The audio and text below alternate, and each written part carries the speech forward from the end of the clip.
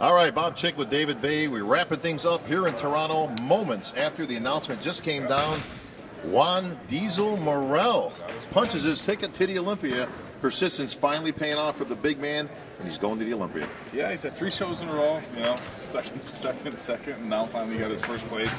We talked to Juan last night. He said he wasn't going to go to the Olympia if he didn't win here tonight. So he's got to be happy. Putting it all on the line. Yeah, he did. He would have been sitting in a really good spot as far as the points race goes, but he had that same mindset that Branch Warren talked about in Dallas, where if he can't win a show, he's not going to go on points. Well, a guy who probably leading on points now, John De La Rosa, another great finish here, but just comes up short against his best friend and training partner, Juan Morel.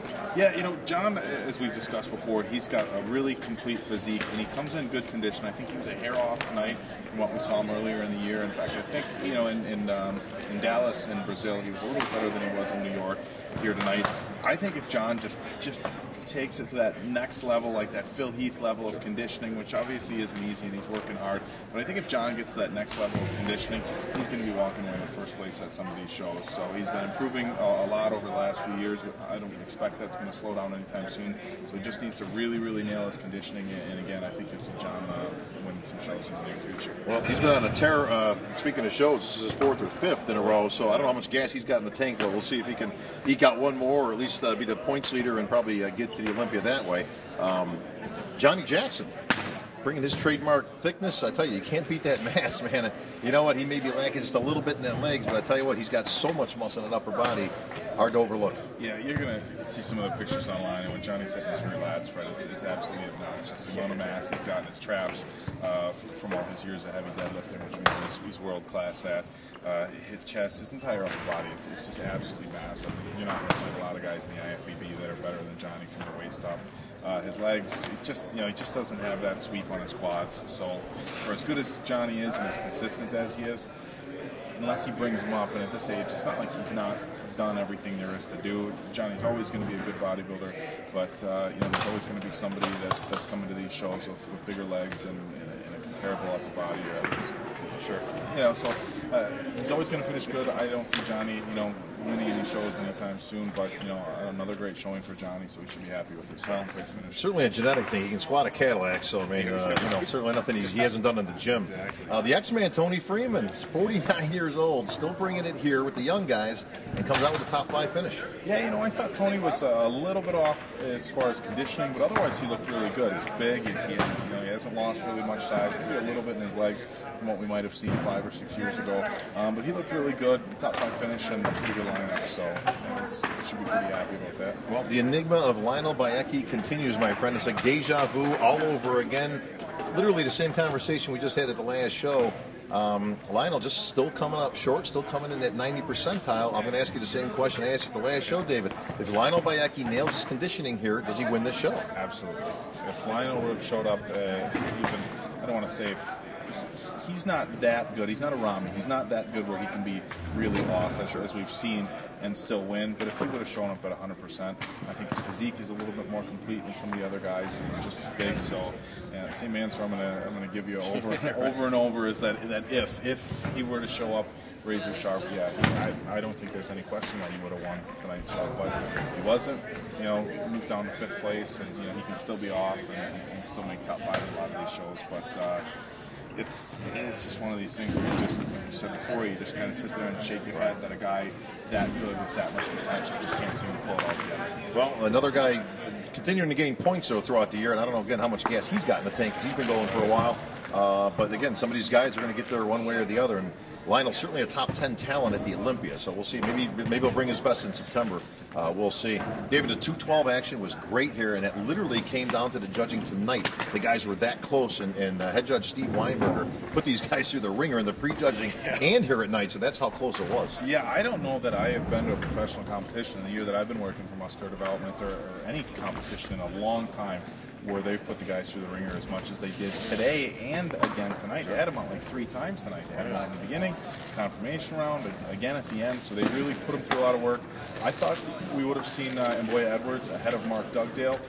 Mark seemed to get a little bit better as the day went on. You know, I had said earlier on in the play-by-play during pre-judging that Mark was a little bit off his best. You know, when he's standing by himself, usually it's the other way around. Usually you see somebody by themselves, you say, wow, they're great, they get in the lineup, and they kind of fall back. You know, and I had said that, you know, Mark looks a little bit off his best. When you put him in that lineup, it was like, okay, well, you know, in this lineup, Mark was pretty darn good. And so, you know, Mark, one of the nice guys in the sport. I think everybody's going to be happy to see him get a top 3 finish. Yeah, and very consistent. Mark rarely comes in out of shape. Rewarded with a top 3 finish here. I'm with you. I thought Baye was really fighting for that spot. I think he lost a little ground at the end of the pre-judging where it seemed like Mark gained.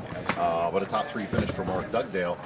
Second place, I think a little bit of a surprise for some people. I know you mentioned after our pre-judging wrap-up, but Raul Carrasco, I tell you, the guy brought it, probably the best conditioning, and it really propelled him in. You know, he's missing a few things, but I tell you what, that conditioning and his consistency, rewarded with a runner-up finisher. Yeah, it's nice to see guys get rewarded on their conditioning. You know, we've talked about it before. It's bodybuilding. You got to be a big guy. He was a little bit light in the leg department, but he wasn't light at all in the upper body department. I think when people look at pictures, he was just as muscular as the other guys in the division, and his legs weren't terrible.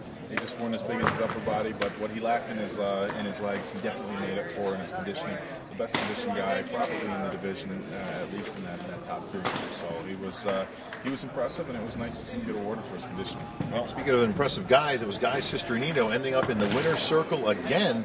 And I tell you what, the guy literally just continues to improve over and over and over. But, you know, he's obviously qualified for the Olympia a few times now. Got a few titles under his belt. But you have to consider that Guy Cicherillo at this point is a top contender for the Olympia. Yeah, you know, I don't think we're going to see him, you know, pushing that top 3 or 4 spot at the Olympia. You're going to have your Flex Lewis, I'm assuming David Henry, a couple of these other guys that are, you know, that are really just kind of on a different level in this 212 division. But I think the top 5 at the Olympia for Guy isn't a stretch if he comes in razor sharp. All right, David. Well, with the ladies tonight, a little bit of an upset. Jennifer Strobo comes out on top of Ann Titoni. I think a lot of people maybe would have had that switched around this morning, but both ladies look great. Yeah, I think you could have flip-flopped those 2 placings. Not a lot of people would have been upset either way. I think Ann had her strength assist, Jennifer had her strength assist. You know, Ann is strength assist. Did I just say that? It's been a long day. Add like strategery? You're just making up your own stuff now.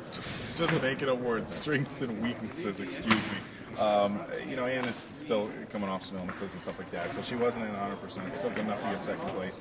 But again, I don't think a lot of people are going to be too upset about Jennifer winning, and would be either if, you know, if Ann was in first place. I thought Andrea Calhoun in third place looked fantastic. There was a girl who I'm assuming was in fourth, Sydney Gallen, who looked incredible. So it was a really good figure line. Ashley Kaltwasser back on top again with a win here, your Olympia champ. I think a lot of people stunned that she actually lost the last show, but she looked great again here, and you can see why she's the Olympia champ, and it's going to be tough to beat come September. She was a little bit off in New York. I think everybody kind of saw that she's just not quite what we were used to seeing. And, you know, maybe, you know, it sounds cliche, but maybe that's what it takes sometimes. You get somebody who gets in kind of this rhythm of first place, and maybe they let off the gas a little bit. You know, they get a kick in the butt with the second place finish, and it's like, hey, you know, better get back to what I've been doing that's going to help me win. And she was definitely improved tonight from New York and got rewarded as such. Well, and usually she's very consistent, so that was kind of a one-off as far as I'm concerned, but that's just part of her strengthness. So it's been a long day. Yeah, it has. Well, listen, we're going to bring in the champ right now. We got Diesel himself, your Toronto Pro champion. Let's bring him in. Juan, congratulations, buddy. You did it. Hey, what's up, guys? How you doing? I'm speechless. I mean, I feel extremely good. Going to the O. I'm just speechless right now. I'm just so excited. I mean, taking everything in, and you know, it's a great lineup.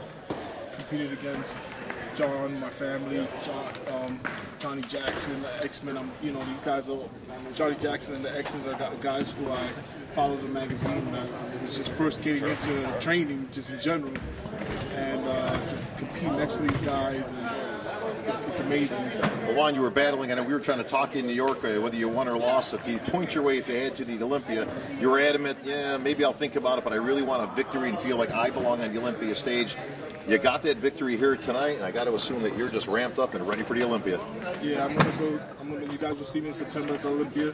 So for now, take a few weeks downtime. Still gonna be training, just a little, you know, little off the diet, and then 12 weeks out, I start getting ready to go. Got it. Juan, congratulations once again. You're 2014 Toronto Pro champion. Juan Morel, we'll see you on the Olympia stage, my friend. Thank you so much. You got it. Let's bring in the 212 champ, Guy's sister, Nino. Come on in, Guy. All right, there's the champ. Well, another victory, another notch on the belt, brother, and a hard-fought victory. Me and Dave were just commenting. Steve Weinberger putting you guys through the ringer in the prejudging and at night. It was that close, but all you three guys in that top call-out in great shape. That was crazy, man. I thought I was going down after that. I walked in the back and I threw a towel down. That was the hardest I've ever worked on stage. I think you didn't throw it out because that would have been the end of you. Yeah, I'd have been done waving the white towel. I'd been done. But yeah, he kicked our ass on stage. But that makes for a good bodybuilding show. It sucks sometimes when I think there was one year when Kai Green won the New York Pro, and everybody's like, oh, it's Kai and then everybody else. Like, it's cool for Kai, but when you're talking about bodybuilding, that doesn't. There's no excitement to it. It's like a Super Bowl being 50-0. That's not fun to watch. Nobody wants to see that. People want to see battles and people go at it. And I was not mad after New York, but New York was my backyard, and I wanted that victory bad, even though I won in Dallas. And even after the New York show, people were like, you doing Toronto? I'm like, no, I'm done. I'm checked out. I'm going to do the Olympia. And then I thought about it. I'm like, I'm in shape. Like, I want to go into the Olympia with a win and some momentum. So I came to Toronto, and I didn't know what was going on today. I didn't know. I really didn't. Well, you know what's going on now, and that is, of course, a victory. Olympia coming up in September, the 212 Showdown on Olympia weekend. Joe Weider's 50th anniversary, so an extra special one coming this year. Congratulations, Guy. What can I say, man? You did it again, bro, and we'll see you in September. Yeah, man, can't wait. And by the way, if you guys have any questions or answers, just signed with MD. Got my Q&A section up and running. Any questions and answers, just hit me up, and I will get back to you ASAP. Got it. Ask the champ, Guy Cicherillo, now part of MD, the family. Guy, congratulations. Thanks. David, come on in, boy. Let's wrap this up. Great competition here. The IFBB representing well here in Toronto. Another great job by Ron Hache and the entire crew. A little bit of business tomorrow with the men's and women's physique. We'll be back at the expo for a full day. And then the IFBB train continues on. I believe we're in Chicago. Tim Gardner putting on a whopper over there. Over 200 pros will be in attendance there. So Olympia spots are getting few and far between, my friends. So You got July 4th, we got the Chicago Pro, and I believe August 2nd, we have Connie Rambaugh's show out in Sacramento, and then Tampa. So we're talking 3 shows left, and there's a big list of guys who were in the top 15 at the Olympia last year who aren't qualified, and a handful of those guys don't even have enough points to get there. So it'll be interesting to see who pops in at the next few shows. Well, that's why they played the game. All right, that's going to wrap things up here in Toronto. For David Baye, I'm Bob Chick for MD.